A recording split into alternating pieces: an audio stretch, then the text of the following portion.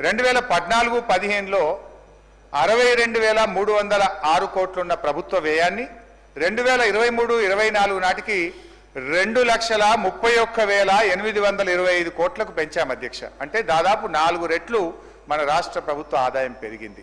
సంపద పెంచినం, పేదలకు పంచినం అనడానికి ఇది ఒక నిదర్శనం అధ్యక్ష. అధ్యక్ష, స్వంత ఆదాయ వనరుల వృద్ధిలో దేశంలోనే తెలంగాణ నంబర్ 1 రాష్ట్రంగా నిలిపినమనేటువంటి విషయాన్ని గుర్తు చేస్తున్నా. మా పాలనలో గ్రోత్ రేటు ఆకాశం వైపు చూస్తే మీ పాలనలో పాతాళం వైపు చూస్తుంది. దివాలా తీసింది రాష్ట్రం కాదు అధ్యక్ష, మీ ఆలోచన విధానంలో దివాలాతనం ఉంది, మీరు అనుసరిస్తున్న విధానాల్లో దివాలాతనం ఉంది తప్ప ఇవాళ మీ పరిపాలనలో దివాలా ఉంది తప్ప అధ్యక్ష, అది బీఆర్ఎస్ పాలనలో ఈ రాష్ట్రం దివాలా తీయలేదు. ఒకసారి ఆలోచించుకోండి అధ్యక్ష. అధ్యక్ష, ఆవిరైపోయిన 6 గ్యారంటీలు. కేసీఆర్ గారి పాలనలో అభివృద్ధి సంక్షేమ ఫలాలను అందుకుంటూ ప్రజలు జీవితం చక్కగా సాగుతున్న సందర్భం. స్వర్గాన్ని కిందికి దించుతామన్న రీతిలో వీళ్ళు హామీలు ఇచ్చారు అధ్యక్ష. 6 గ్యారంటీల పేరుతో బాండ్ పేపర్లను ముద్రించి ప్రజల్ని నమ్మించే ప్రయత్నం చేశారు అధ్యక్ష. అధ్యక్ష, ఈరోజు 6 గ్యారంటీల ప్రధానమైన అంశాల మీద భట్టి గారి ప్రసంగంలో ప్రస్తావన కూడా లేదు అధ్యక్ష. 6 గ్యారంటీల్లో మొదటి హామీ మహాలక్ష్మి పథకం కింద మహిళలకు 2,500 రూపాయలు ఇచ్చే పథకం యొక్క ఊసే వారి ప్రసంగంలో కనబడలేదు అధ్యక్ష. మాట కూడా ఎత్తని మరో హామీ 4,000 రూపాయల పెన్షన్ అధ్యక్ష. ముసలి వాళ్ళు, దివ్యాంగులు, వితంతువులు, ఒంటరి మహిళలు, నేతన్నలు, గీతన్నలు తదితర 44 లక్షల మంది నిరుపేదల ఆశల్ని ఈ భట్టి గారి బడ్జెట్ అడి ఆశలు చేసింది అని చెప్పి నేను చెప్పక తప్పడం లేదు అధ్యక్ష. మన ముఖ్యమంత్రి గారు కూడా మంచి వక్త, మంచి కళాకారుడు అధ్యక్ష. ఎన్నికల ముందు పల్లె పల్లెనా తిరుగుతూ ఎంతో నాటకీయంగా, డ్రామాటిక్ గా వారు చెప్పిన మాటలు ఒక్కసారి గుర్తు చేయదలుచుకున్న అధ్యక్ష.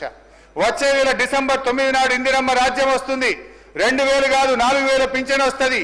ఇంకేమన్నాడు అధ్యక్ష, మన్మడొచ్చి కాళ్ళు ఒత్తుతాడు, పెట్రోల్ కోసం 500 1000 అడుక్కుంటాడవ్వా అన్నాడు అధ్యక్ష.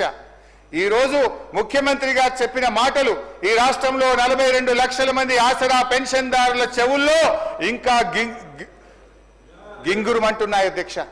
ఇంకా కూడా రింగున గుర్తు చేస్తా ఉన్నాయి అధ్యక్ష. కానీ ఈరోజు ముఖ్యమంత్రి గారు చెప్పినట్టు మనవడు కాళ్ళు ఒత్తుతలేడు, అవ్వ తాతలు కన్నీళ్లు ఒత్తుకుంటున్నారు అధ్యక్ష. పింఛన్ 4,000 ఎప్పుడైతుందా అని ఎదురు చూస్తూనే పాపం కొంతమంది వృద్ధులు కాలం చేసింది అధ్యక్ష.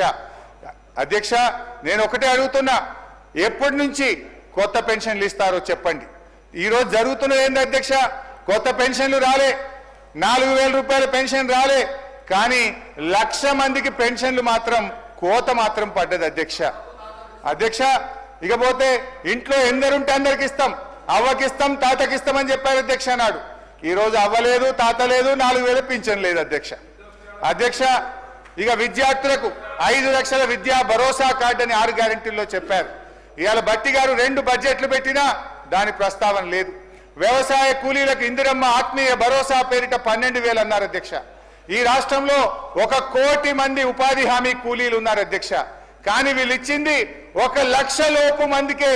1,00,000 కోటి మందికి ఇవ్వాల్సి వస్తే 1,00,000 లోపే ఇందిరమ్మ ఆత్మీయ భరోసా ఇచ్చి చేతులు దులుపుకున్నారు అధ్యక్ష. నిజంగా కోటి మందికి ఇందిరమ్మ ఆత్మీయ భరోసా ఇవ్వాలంటే బడ్జెట్ లో 12,000 కోట్లు పెట్టాలి. పోయిన బడ్జెట్ లో 906 కోట్లు పెట్టారు. ఈ బడ్జెట్ లో 300 కోత పెట్టి దాన్ని 600 కోట్లకే కుదించారు అధ్యక్ష. అంటే ఇందిరమ్మ ఆత్మీయ భరోసాలో ఆ కూలీలను కూడా ఈ కాంగ్రెస్ ప్రభుత్వం మోసం చేసింది అధ్యక్ష.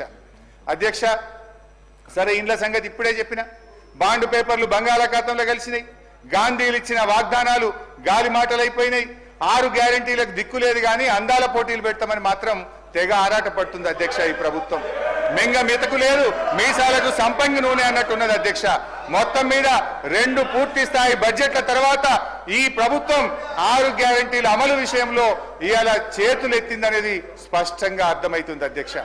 నేను ఈ 6 గ్యారంటీల విషయంలో కాంగ్రెస్ ప్రభుత్వ వైఖరి ఏ విధంగా ఉందనడానికి ఒక వేమన పద్యంతో వివరించే ప్రయత్నం చేస్తా అధ్యక్ష.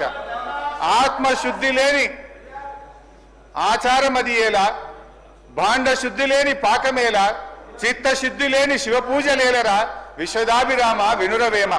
అధ్యక్ష, ఈ ప్రభుత్వ 6 గ్యారంటీల అమలు తీరు చిత్తశుద్ధి లేని శివ పూజ లెక్కనే ఉన్నది అని చెప్పి నాకు చెప్పక తప్పడం లేదు అధ్యక్ష.